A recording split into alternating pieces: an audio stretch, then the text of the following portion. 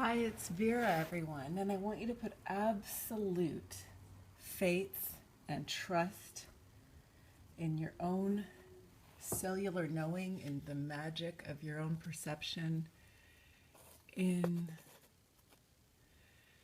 the joy. We know our own joy.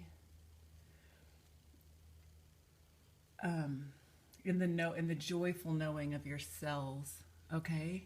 And this is this reading is shaped by where I am right now in space and time, right? So I'm in the northern hemisphere. We've just passed the Scorpio full moon, May 2019. I'm thinking about the energy still pouring forth from true beltane, which was May 5th. And as we go into the next couple of moons and of course, we're always in a different moon every moment, and toward the summer solstice here. But you interpret this in your own way and from where you are, and whenever you come across this. Also, any cards that come up or any interpretations that I make, trust your own as well. So what works for you from what I'm saying works for you. If you know the cards, or even if you don't, if you're not trained in the cards, or experienced with them, whatever comes up for you in the meanings is completely legitimate. I'm an intermediary or a messenger, but we all, as we birth this new earth, we all must and can and shall trust in our own knowing, the universe is beveled, and the universe is trustworthy, and so are you, and so is your beloved. What happiness came in for the union at True Beltane? The Six of Wands. This is a joyous, I want to say conclusion, but it's really simply a beginning, really. It's a joyous celebration that will take place on Earth, that is taking place. We also get the Eight of Swords. So there's fear. There's fear. There's habits of fear. Look, she's looking towards this, right? It's coming in. There are habits of fear to be easily relinquished. These habits of fear, okay? We also have the Nine of Cups here on the bottom of the deck. Okay, so that is some of what happened at Beltane. A wish came true, honestly, even though you might not see it yet in the physical, as they say. You can sense it though.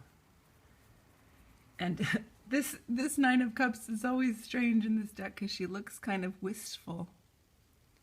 But this dream is really coming to fruition, okay? As we are grounding heaven on earth. Okay.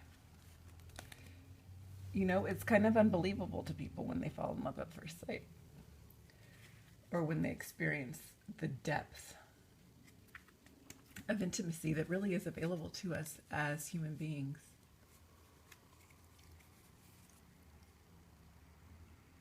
I just cut the cards to draw for the full moon in Scorpio, what's happening right after it.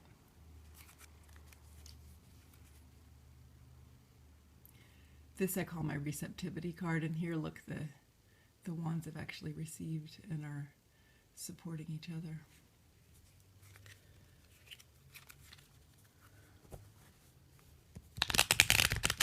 I'm going to recommend some videos at the bottom. And I also recommend looking back at several of my videos since January and since last summer when I started this channel, relating to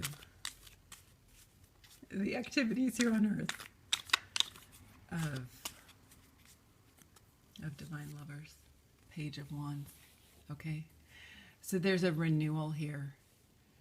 Perhaps there are things that have happened, you know, to many of us relating to sexuality and trusting our bodies and trusting our joy in our bodies, because our bodies have been violated in so many ways in the histories we're coming out of. Even the self-hatred and judgment is really, really, really harsh. And that's nothing compared to the, you know, actual acts of violence perpetrated sometimes by people that should have been most trustworthy, sometimes at a very young age, sometimes over lifetimes. This is a renewal. This is a renewal. Women, sometimes when they're giving birth, and then other animals, if they're mid-birth and they feel unsafe, the birth will stop. The birth will stop. And of course it needs to go forward at some point. But there's a safety, that a comfort and a trust in one's own body and intuition that leads to the healthiest birth, right? The happiest birth. Okay, I think that might be all I need for this energy. After don't need to complicate it really. I mean, it's complicated enough, the rebirth of sexuality after violation. And it's simple enough too. It is joy. Okay, going toward the new moon in... Oh, and let's remember with that, I also got the Fool and the Wands supporting each other, the receptivity wands, the Two of Wands, but in that deck, really supporting each other. Okay, going toward this full moon, new moon in Gemini.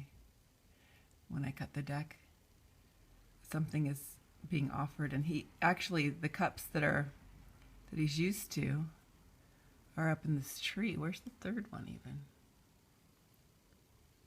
Oh, I see. He's looking at one. Two are up in the tree. He's looking at one, and then this cloud's coming in offering this full cup. He's not seeing it because he's looking at this more familiar one that's not really making him happy. This is how he's used to experiencing love, and this is the overflow of what is available.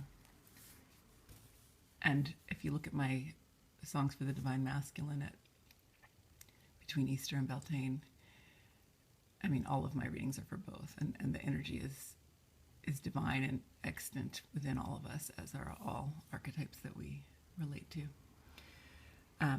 So there's joy work to be done. So there's a remembrance of joy. There's an acknowledgement of joy. There's the joy that has always been present, even when neglected, within our souls and between ourselves, and within ourselves, souls, and between ourselves.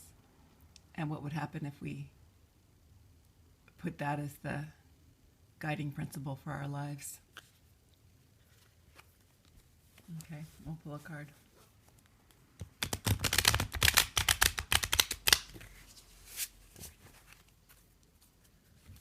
We will pull a card or two. Maybe two for the Gemini. Four of Wands, how lovely. So building structures for our soul's true shape here on earth. The joyousness that may be in our intimacy, in our community, in our family, in our sovereignty. Oh, and again we get, there are these old strictures of the way we think these things need to be structured. But these may be suffused, absolutely suffused with the joy of each one living in and living out and living from their soul's true shape, which is a song of joy, The Lovers came up at the bottom. I'll pull one more. Okay, and no one need feel left out in the cold.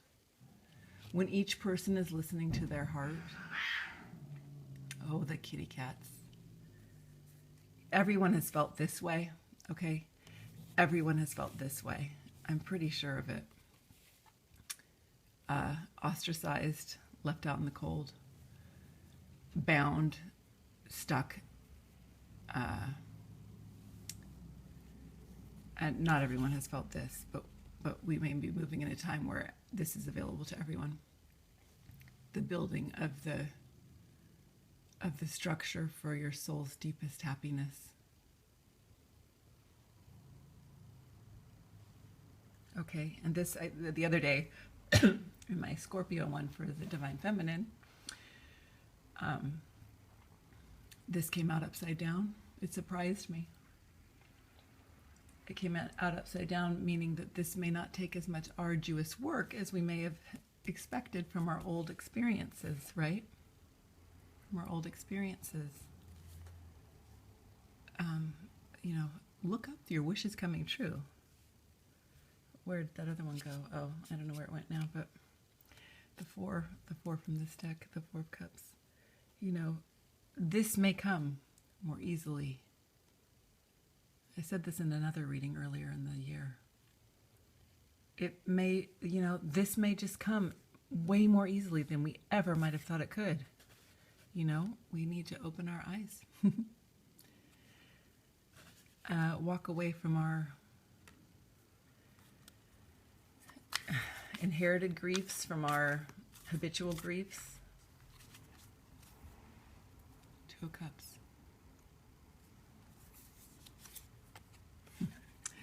Knight of Wands. Trust that joy. Trust that embodied joy. It is your birthright. Okay, where was that? That was for the Gemini new moon. No, that was for the... Oh, I didn't say. That was for the Sagittarius full moon coming up. And then for the solstice.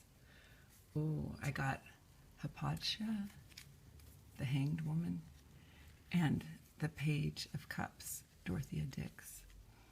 Okay, for the solstice. So there's a certain receptivity and sitting with things as they are, and then there's also a certain initiative of love. Both of these things are called for. Both of these things are brilliance. Both of these things are measured. Both of these things are correct. Both of these things are highly and deeply and bodily intelligent. To find joy in the giddiness, to find joy in your giddiness, to find joy in your intelligence, and that these are not diametrically opposed in any way.